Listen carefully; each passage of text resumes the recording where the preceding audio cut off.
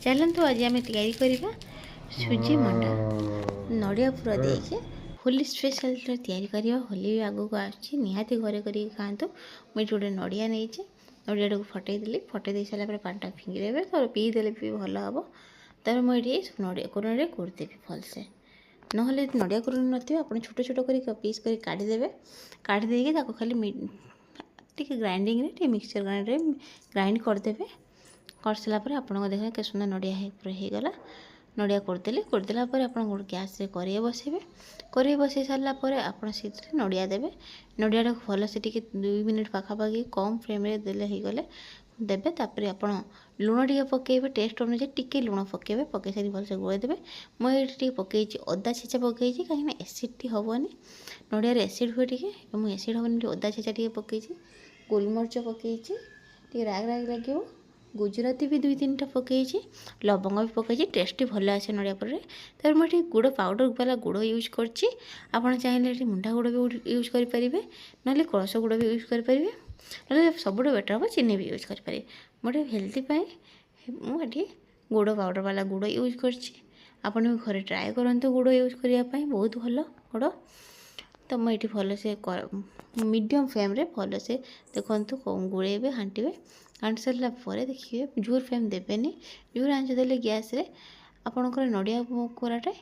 आपणकर जो पुरटे आम करवा सेटारे आम टे लगे तले एवं आम मीडियम फ्लेम करवा से चाहिए छेना भी पकईके पुरटी करें ये मोर पुरटी प्रस्तुत हो गला तो आम कड़े सफा करदे तो ना आउ गोटे कड़े बसैबे बसई सारापर आप पानी देवे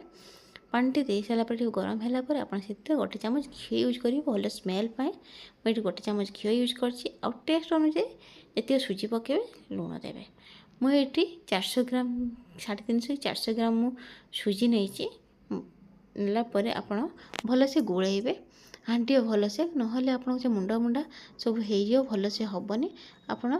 भल से घाटी घाटी जी देखिपे मोर केमी आसलानी मीडियम फ्लेम देवे जोर फ्लेम देवे निहाती ना तले सब लगिज पुड़ीज लगिज देखो तो सुंदर आप गोटे जगह को काढ़ी ने काढ़ी नहीं सारापर मुझे पुरटी भी रेडी हो सुजी खईटी भी रेडी हो गला एवं आम या ठीक सेफ देकी आम ए पिठाटे या आम पानी टे देके भल से दलीदेवे जंती देवे जंती सारापर आप छोट छोट जदि करने चाहूँगी ने